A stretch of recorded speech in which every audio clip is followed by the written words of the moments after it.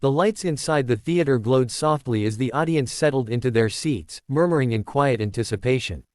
It was a warm evening, the kind where people arrived with easy smiles and hopeful hearts, ready to be moved, surprised, or amazed.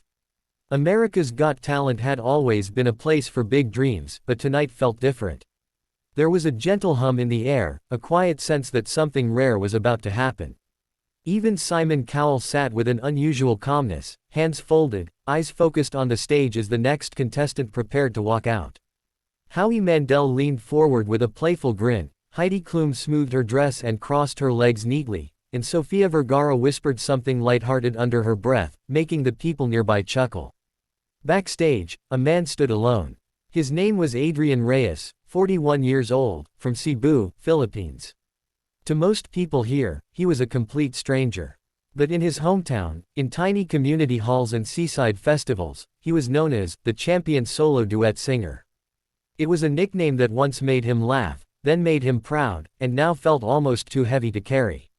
Adrian wasn't famous. He had no trophies in a glass case, no viral videos, no fancy vocal coaches or long lists of celebrity admirers.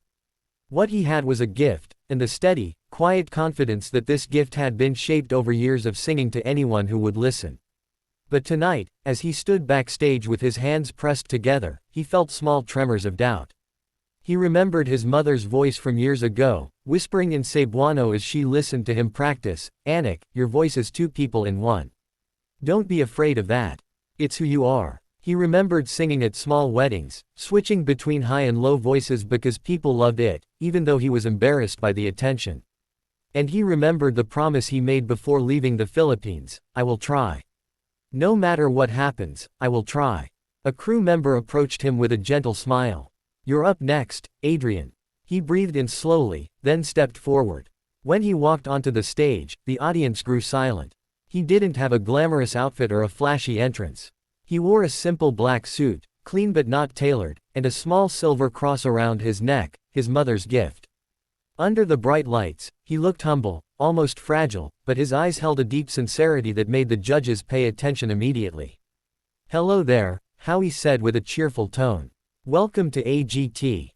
What's your name?" "Good evening," Adrian replied softly, his slight accent warm and gentle.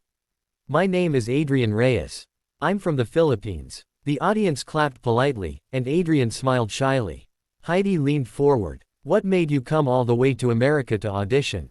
Adrian paused, then answered honestly. "I sing because it brings peace to my heart. And I wanted to take a chance. Maybe this is my time." Simon studied him with a calm, unreadable expression. "What will you be performing for us today?" Adrian's fingers trembled slightly around the microphone. "I will sing a duet song. But I am performing it alone." Sofia blinked. "Alone? But it is a duet." "Yes," he said with a small nod. "I sing both parts." The crowd let out soft murmurs of curiosity. Howie raised his eyebrows. Heidi smiled, already intrigued. But Simon remained still, almost too still, watching him with deeper interest. "All right," Simon said gently. "Let's hear it." Adrian closed his eyes for one brief moment, gathering the courage he had saved for this very night. Then the music began, soft piano notes, rising slowly, filling the theater like the first light of dawn. His first voice emerged, clear, warm, and male, gently rising through the melody. It was calm, steady, full of tenderness that made the room grow even quieter. People leaned in, listening to each breath, each note, each small tremor of emotion. Heidi placed a hand over her heart. Howie nodded slightly, impressed. But then, in the next measure, Adrian lifted the microphone again, and a completely different voice came out. A female voice. Light, pure, floating effortlessly above the music like a delicate ribbon carried by the wind. It didn't sound exaggerated or comical. It sounded real. It sounded natural. The transition was so smooth, so flawless, that the audience gasped. Somewhere in the middle rows, someone whispered, "That can't be the same person." Sofia's eyes widened. "Oh my God," she muttered under her breath. Adrian continued, switching between the voices with graceful ease, one deep and warm, the other bright and airy. The two voices blended like two souls speaking to each other through him.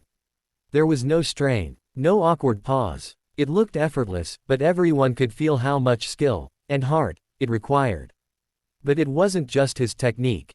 It was the emotion. In every note, you could sense his journey, the long nights, the quiet mornings, the memories of singing beside the ocean, the weight of dreams that felt out of reach. His voice was full of longing, but also hope, shaped by every place he had ever sung, every person he had ever loved. For a moment, the theater felt like it wasn't just watching a performance. It felt like they were being invited into someone's soul. Then halfway through the song, something unexpected happened. The music softened, and Adrian's expression changed. His face softened, eyes glistening, but not with fear. Instead, with a quiet acceptance, as if he had finally reached a truth he had been carrying for years.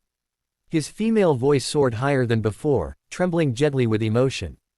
Then his male voice answered, lower, deeper, as though comforting the other. People stopped breathing. The theater felt suspended in time. Simon leaned forward with both hands on the table, his eyes narrowed, not in criticism but in deep focus. He had seen thousands of singers, but this was new. By the final chorus, the voices blended so seamlessly that the audience found themselves overwhelmed. Some wiped their eyes. Others simply stared, unable to look away. Even the judges seemed caught in the moment, unsure when to breathe or react. And then, with one final note, a long, trembling, soulful note, Adrian ended the song. The room fell silent. No applause. No whispers. Just silence. A silence so full that it felt like the entire world was taking one deep breath at the same time. Then, all at once, the audience erupted. People rose to their feet. They shouted, clapped, cheered, and some even cried openly. Heidi stood first, hands pressed together in front of her chest. Howie stood next, shaking his head in disbelief. Sophia rose, smiling so wide it looked like her face couldn't contain the emotion. And Simon did something rare. He stood up. Slowly, deliberately, without breaking eye contact with Adrian. The crowd roared even louder. Adrian lowered his head, overwhelmed.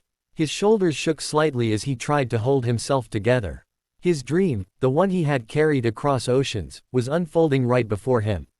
When the cheering finally softened, Heidi spoke first. That was beautiful. Truly beautiful. I felt your heart in every note. Howie added, I've never seen anything like that. You didn't just sing, you told a story with your voice. Two voices. Sophia wiped her eyes lightly. You surprised all of us. This was special. Very, very special. Then it was Simon's turn. He stepped forward, placing both hands on the desk, the lights casting a warm glow over him. His voice, normally sharp and confident, was unusually soft. Adrian, I want to be very honest with you. Adrian lifted his eyes, still trembling. I did not expect that, Simon continued. I'm not just talking about the technique. Yes, it's incredible. Yes, your control is unbelievable. But what touched me the most, what made this unforgettable, is the emotion behind it. You sing like someone who has lived through every note. You sing with truth. And that is something you cannot teach. The crowd murmured in agreement. Simon paused, then added, this is one of the best auditions we have seen this year. The theater erupted again, but Simon raised a hand to quiet them. His expression changed, not dramatic, but thoughtful, as though he already knew he had made his decision before Adrian even finished singing. Adrian, he said quietly, for your courage, your heart, your gift, I want to give you something.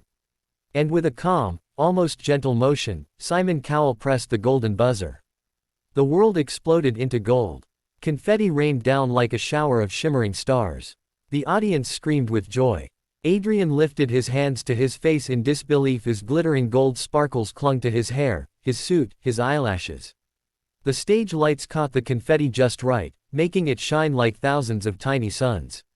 Adrian sank to his knees, overwhelmed by gratitude, emotion, and pure relief. He had carried his dream across oceans, through doubts, through years of small stages and quiet practice, and now, he was standing in a storm of gold. Simon walked on stage, meeting him halfway. He placed a hand on Adrian's shoulder, a rare gesture, gentle and sincere. You deserve this, Simon said quietly. And the world needs to hear you. Adrian nodded, tears falling freely. Thank you so much. As the confetti continued to fall, as the music swelled, and as the crowd continued to roar, Adrian looked up into the bright lights above.